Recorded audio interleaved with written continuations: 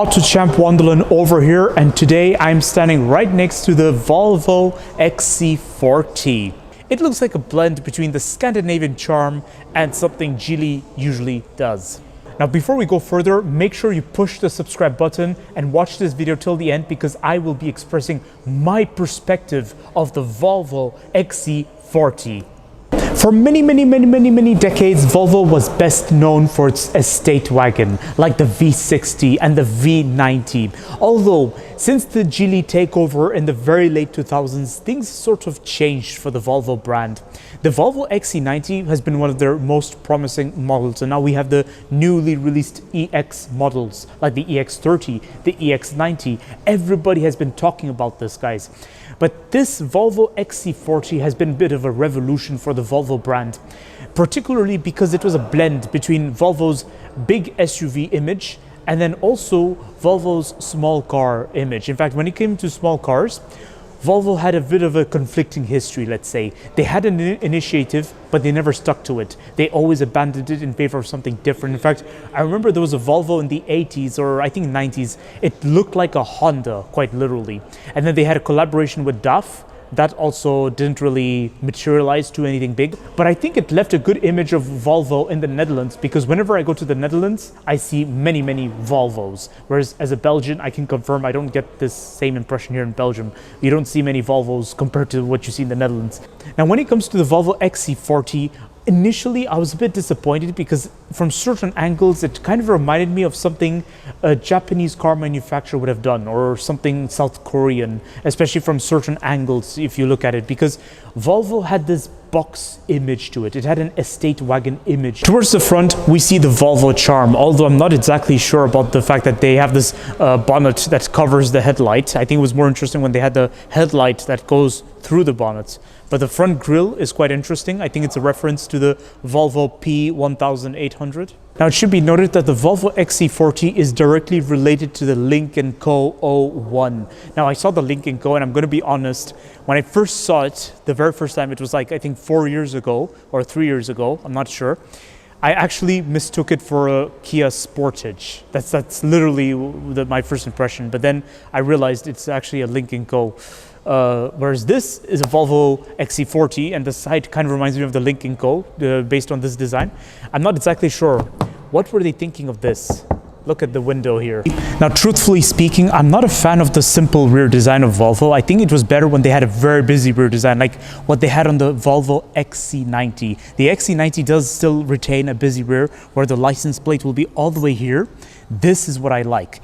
But it seems to have played in Volvo's favor to go simple, to go down the route of simplicity, really, because everybody seems to like it, the simplicity at the rear. And at the same time, it's not a question of like, it's a question of affordability. The Volvo XC40 has not really been bought for its style or for driving pleasure. It has been bought for its practicality, affordability, and value for money, and that too.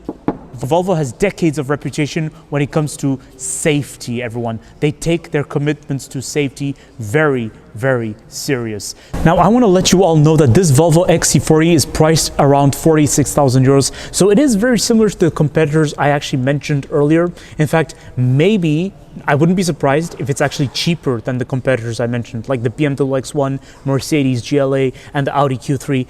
Now, let's just get to the interior, because this is where things get very interesting. Already, I actually like the feel of the interior.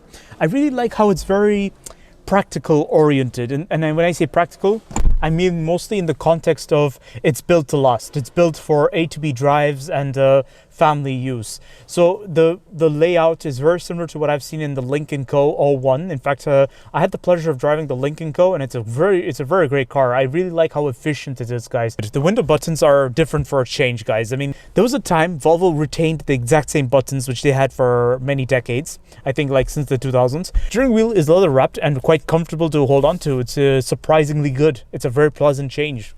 Because I really do not like the Mercedes AMG steering wheels, which are so thick like mountain bike tires, and then BMW's M-Pack steering wheel, which is also thick like a mountain bike tire. The Volkswagen Group, though, they offer one of the best steering wheels. I give you that. The interior layout is quite interesting. So the screen and this center area is slightly driver-centric. It tilts towards the driver. And the system for the infotainment system, I think it's an Android system. You can even watch YouTube in this car, guys. This is how cool it is. This is nice. Then over here, you get your automatic transmission. So the rest of the interior can be very comparable to what you've seen in BMW and Mercedes and Audi. But the thing just to remark about this interior is that from certain angles, it can come across as budget. But if you don't mind about it, this is definitely the car for you. Because honestly, for a price of 46,000 euros, I think this car makes more sense. Now towards the rear, it definitely feels a bit on the budget side, but at the same time, it is sort of built to last. And I like how you get the Swedish flag onto the front seat passenger's side. This is really nice. On the back of the front seats, you get pockets, guys. Those net for pockets. That's really nice. But be careful because it's hard plastic onto the back, which brings me down to leg room, knee room, which is okay, but it can depend on the seating adjustment of the driver. It can be improved, actually. The headroom is wonderful. It's actually great. Now, just be aware that the visibility outside can be limited because of this bit of the bodywork that's there. And then I have to wonder, what was the need to put this material over here? Because this looks like the kind of material you'd find in the boot space, guys. But the fact that Volvo puts it there, it's a bit interesting. Now, me personally, I'm not a fan of this. I'd prefer having a trim or maybe the leather extended over here at least. Never judge a book by its cover, because when you look at the boot space, you'd probably mistake this Volvo for an XC90. It is so spacious, everyone, and it's quite practical, actually. This is wonderful. Opening the rear door, just watch out, because this edge of the rear door extends quite a bit, everyone. So it's like I have to literally watch out for my nose or my face. I have to, you know, just back off a bit. It's not a big deal. So here's my conclusion of the Volvo XC40. I have to say that this is one of the most interesting crossover SUVs in this segment. Now, whether it's supposed to be premium or not, that can be very debatable, because my perspective of Volvo is that Volvo seems to be in this area between the premium market and the mass market, because the established players like Mercedes, BMW and Audi, these guys have a lot of status. But at the same time, it is true that when it came to small crossover SUVs, at least Mercedes, struggled a lot. BMW can be selective. Like me personally, I would never choose a BMW crossover SUV because it just doesn't look right. The real BMW is the coupes and the cabriolets. Whereas for me, I think Audi gets very close to Volvo when it comes to small crossover SUVs, because Audi was born from small cars, just like the Volkswagen cars. Volkswagen Group, they really know how to build small crossover SUVs, or even hatchbacks, or even small cars. And then Volvo, they surprisingly did a good job with this XC40. Initially, I was a bit skeptical because I think it has a bit of an identity crisis from certain angles.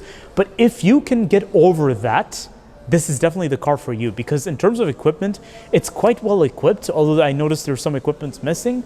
But at the same time, it retains the Volvo value of being family friendly and safe. Don't forget to like, subscribe, and leave a comment in the comment section below sharing your thoughts of the Volvo XC40. And did you agree with what I said, or do you have some thoughts? Let me know what are your thoughts.